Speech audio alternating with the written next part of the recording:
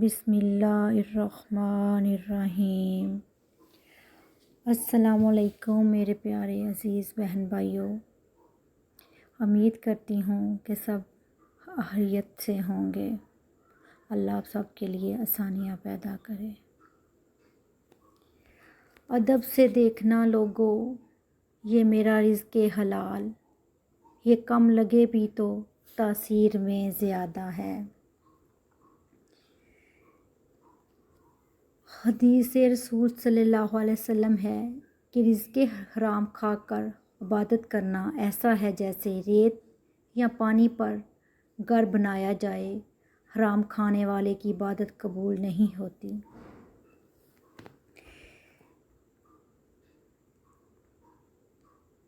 اسلام میں حلال اور حرام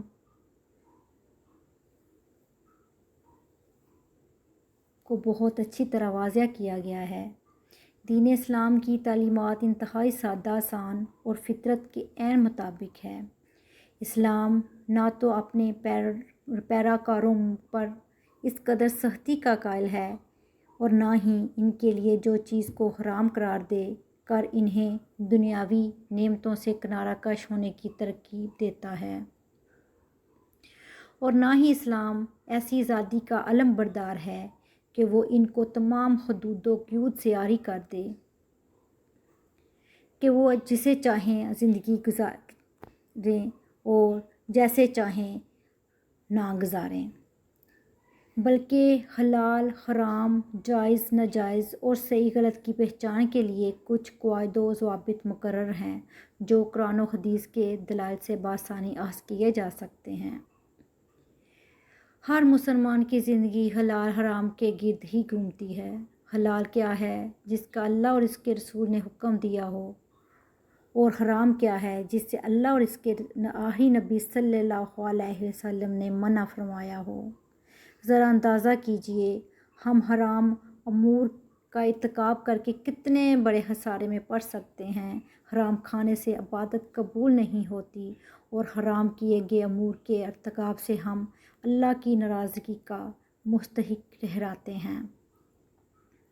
جب حرام کھانے سے جسم حرام کا غذا کا عادی ہو جاتا ہے اور عبادت نامقبول ہو جاتی ہے تو انسان کے پلے کیا رہ جاتا ہے کہ جس کی بنا پر وہ آخری کامیابی کا طلبگار خواہش مند ہو سکے۔ یوں اس کی دنیا بھی برباد ہوتی ہے اور آخرت بھی، اور جہنم کا ایندھن بننا اس کا مقدر ٹھہرتا ہے۔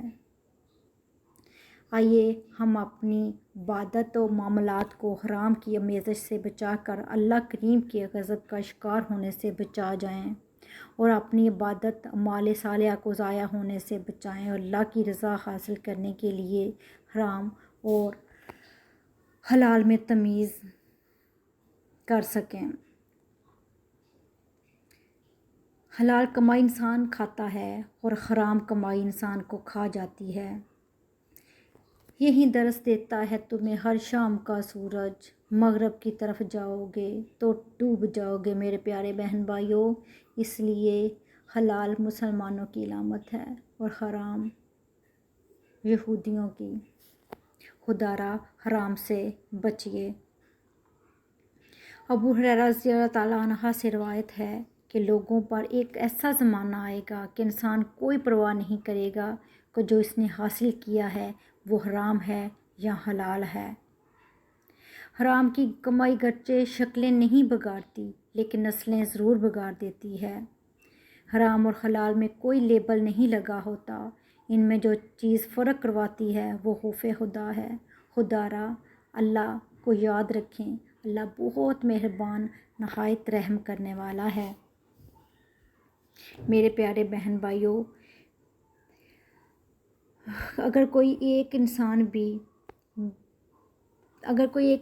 بھی میری بات سن کر عمل کر لے تو وہ میرے لیے صدقہ جاریہ بن جائے گا، اور میں یہی چاہتی ہوں کہ میں وہی کروں جو میرے لیے اور آپ سب لوگوں کے لیے دنیا کی کامیابی وہ ہو جو ہماری آخرت کی کامیابی کا ذریعہ بنے۔